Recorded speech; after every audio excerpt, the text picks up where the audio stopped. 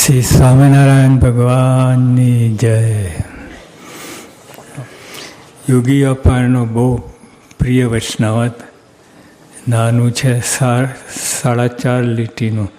યોગી અપા કહેતા, આમ તો બધી ઘણી લીટીઓ છે.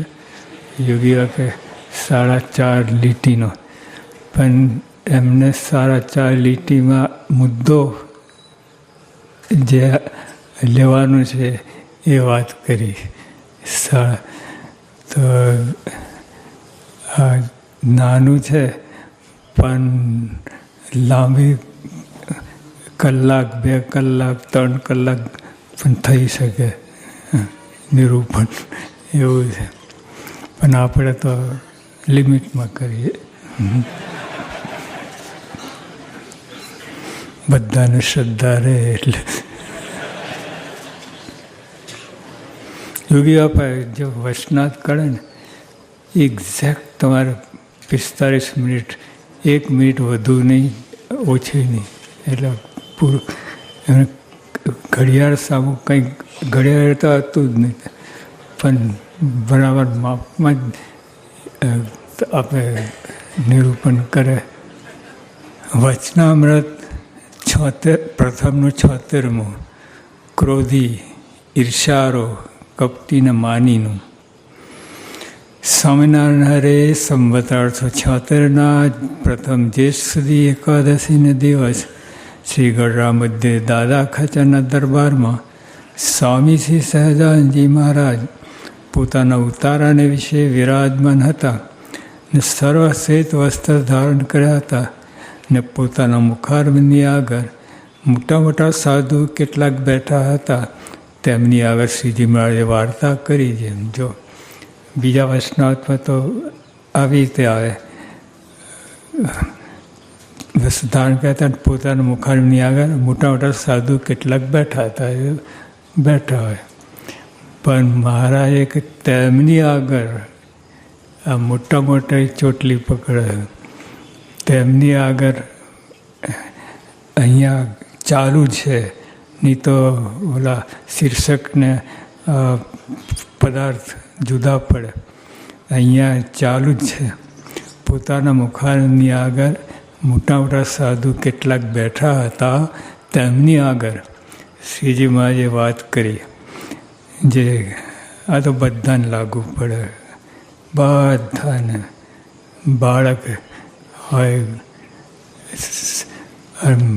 યોગી આપા આગળ બધા અભણ હોય પણ જ્ઞાનમાં હોય, જે મહારાજની નિષ્ઠા આવી ગઈ, બધું આવી ગયું.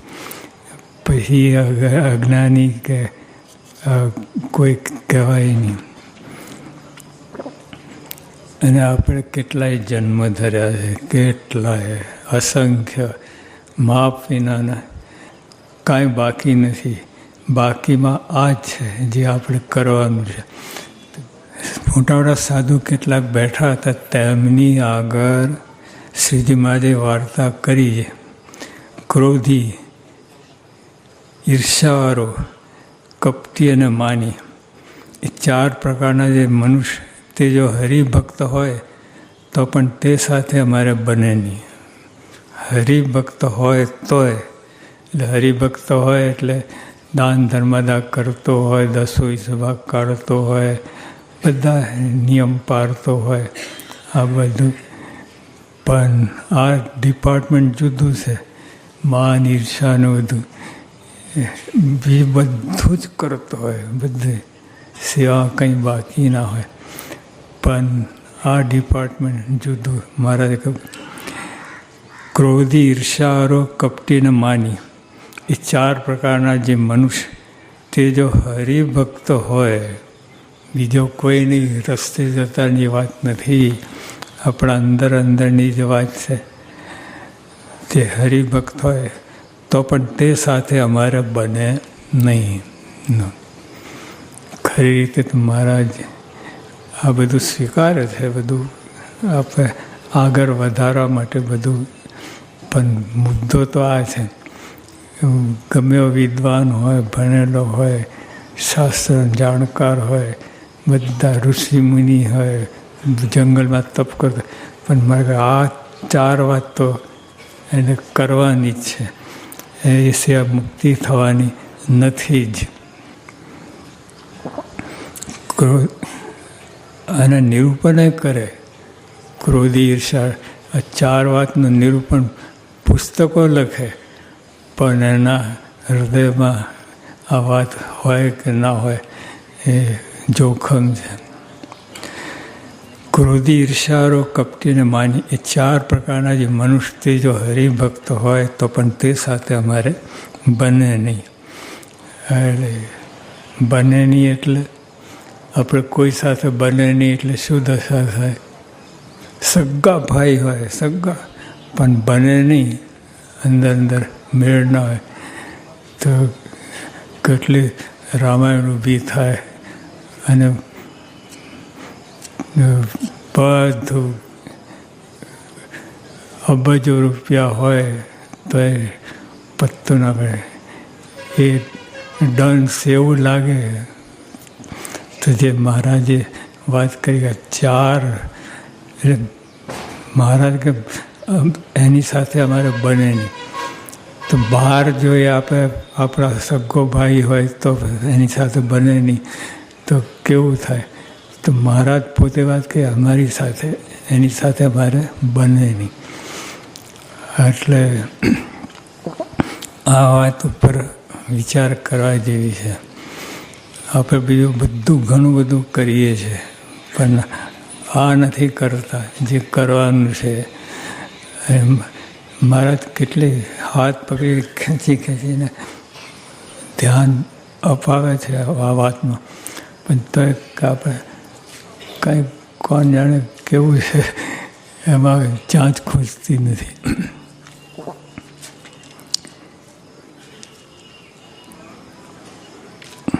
તે મનુષ્ય હોય તે સાથે પણ તો પણ તે સાથે મારે બને નહીં. હરિભક્ત હોય, હરિભક્ત હોય, બધું જ ઈર્ષા શરણાગતિ હોય, આશરો હોય, બધું જ. પણ છતાંય આ થોડીક જોર કરવું પડે અને આ ઢાંચામાંથી બહાર નીકળવું પડે, બહાર કૂદીને આવવું પડે તો કામ થાય. એ બધું કરે છે અને બીજાને સારું લાગે, મોટા લાગે બધું, પણ મહારાજને આ રૂચતું નથી. અને ક્રોધ ને ઈર્ષા એ 2 માનને આશ્રય રહે છે. જો માન છે તો એમાં બધું આવી જાય. જો આપણે અહીંયા બેઠા છીએ, બધા મોટા મોટા બધા બેઠા છે, પણ પહેલી હરોળનો જે હરિભક્ત હોય એને ઉપાડીને 5મી હરોળમાં મૂકે, અને 5મી હરોળવાળાને તમારી સ્થાને મૂકે, શું થાય? શું થાય? સમજ્યા નથી. જો આપણે આ બધા બેઠા છે, પહેલો હરિભક્ત હોય એને ઉઠાડે અને 5મી 6ઠી લાઈનમાં ગોઠવી દે, અને ઓલા હરિભક્તને 5મી 6ઠી લાઈનનો હોય એને તમારી આગળ મૂકે, તમારા સ્થાને મૂકે, શું થાય? એવો પિત્તો ચડે ને. ભલે એ તો મર્યાદા રાખીને બોલે ને, પણ અહીંયા તો એવું ચડી જાય ને, ના પૂછો વાત. ત્યાં જ અહીંયા જ મારા કે ભાઈ આગળ તો ક્યાં વાત કરવાની. એટલે મારે કે માનની ઈર્ષા હોય, મારે કે માન છે એનું મૂળ અંધકાર છે, અજ્ઞાન છે. માન અજ્ઞાનમાંથી બહાર નીકળે છે, એટલે એમાં શું બરકત હોય? પણ લોકમાં, જગતમાં, આખા ઠેઠ પ્રકૃતિ પુરુષ સુધી બધા માનને તાબે છે. માન માન બધાની ચોટલી પકડીને નચાવે, ખેલ કરાવે, એને ખબર ન પડે નાચતો હોય. એને પ્રેરક બળ માન જ હોય બધી ક્રિયામાં.